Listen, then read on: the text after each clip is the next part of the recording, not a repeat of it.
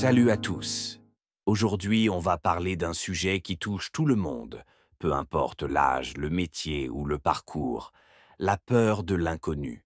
Vous savez, ce moment où on ne sait pas ce qui va se passer, où on doute, où on se demande si on fait le bon choix. Et si je vous disais que l'incertitude, ce n'est pas forcément un ennemi, mais une opportunité à saisir? Dans cette vidéo, je vais vous donner 4 clés pour apprivoiser l'incertitude et transformer la peur de l'inconnu en véritable moteur de changement. C'est parti. Changer de regard sur l'incertitude. On a tous une peur instinctive de l'inconnu. C'est normal, c'est humain. Mais si on regarde bien, les plus grands moments de notre vie, les vraies réussites, sont souvent arrivés après une période d'incertitude. Pensez à un déménagement, un nouveau job, un projet qui vous tenait à cœur. À chaque fois, il y avait du stress, des doutes, mais aussi la possibilité de vivre quelque chose de grand. Prenons l'exemple d'Yvon Chouinard, le fondateur de Patagonia. Il a toujours préféré inventer ses propres règles plutôt que de suivre celles des autres. Résultat, il a créé une marque innovante, respectueuse de l'environnement, et il a osé prendre des risques, comme utiliser du coton bio avant tout le monde, même si c'était cher et compliqué. Son secret? Il ne voyait pas l'incertitude comme un obstacle, mais comme une chance de faire mieux, d'innover. Alors, la prochaine fois que vous vous sentez perdu face à l'inconnu, essayez de voir la situation sous un autre angle. Demandez-vous: qu'est-ce que cette incertitude peut m'apporter de positif? Quelles nouvelles opportunités pourraient en sortir? Se préparer aux nouveaux risques. On imagine souvent que les grands innovateurs n'ont peur de rien. Mais en réalité, ils ont leur petite routine pour garder un équilibre. Steve Jobs, par exemple, portait toujours le même col roulé noir. D'autres réservent toujours la même chambre d'hôtel ou gardent les mêmes amis depuis l'enfance. Pourquoi?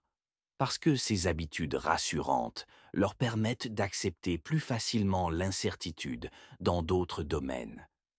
Un autre point important: il existe plusieurs types de risques.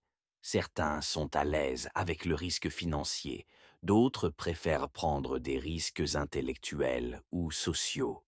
L'important, c'est de savoir quels risques vous êtes prêt à prendre et d'y aller progressivement. Par exemple, Piet Koelewij, un ancien cadre d'Amazon, s'est mis au kickboxing pour apprendre à gérer sa peur de l'inconnu.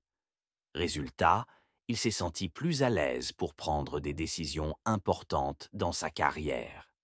Moralité: pour apprivoiser l'incertitude, commencez par de petits défis, même dans des domaines qui n'ont rien à voir avec votre problème du moment. Petit à petit, vous allez renforcer votre tolérance au risque.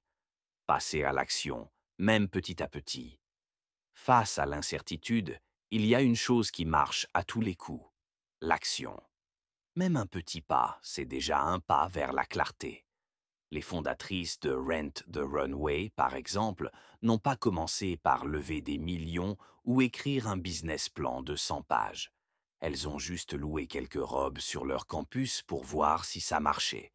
Et c'est comme ça qu'elles ont bâti leur succès, étape par étape. Autre astuce: ne gardez pas vos idées pour vous. Parlez-en autour de vous, cherchez des avis, même auprès de personnes très différentes.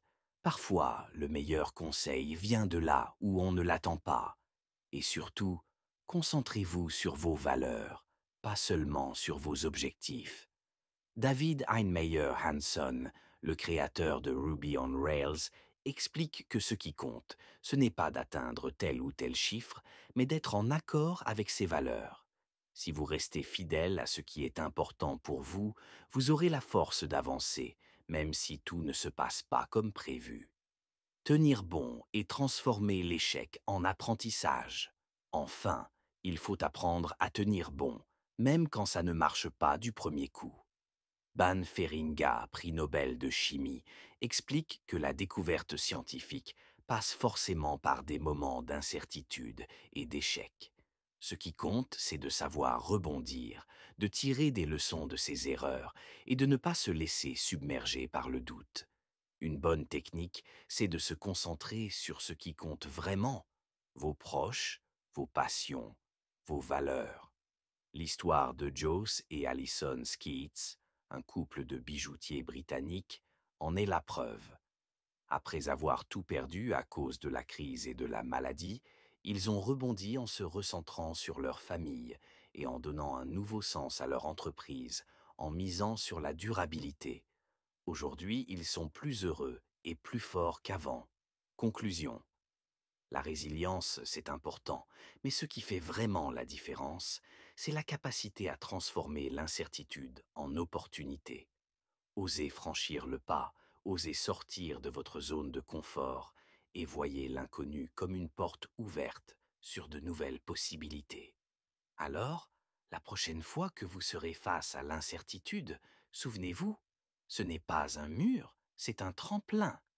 Et si vous appliquez ces 4 principes, vous verrez que l'inconnu peut devenir votre meilleur allié. Merci d'avoir suivi cette vidéo. Si ce sujet vous a parlé, abonnez-vous, partagez et dites-moi en commentaire comment vous gérez l'incertitude dans votre vie. À très vite pour un nouvel épisode.